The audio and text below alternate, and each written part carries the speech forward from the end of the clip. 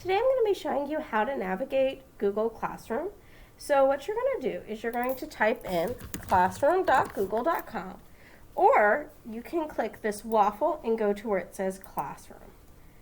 Now your classroom will not have all of these classrooms. Your classroom will just have one or two. You're going to go to where it says First Grade Temporary. When you click there, you're going to notice that there's a stream, and then there's the stream, classwork, people, and grades. You're going to want to go to classwork. Once you go to classwork, you're going to see a button that says schedule. Click schedule and it will show you our schedule.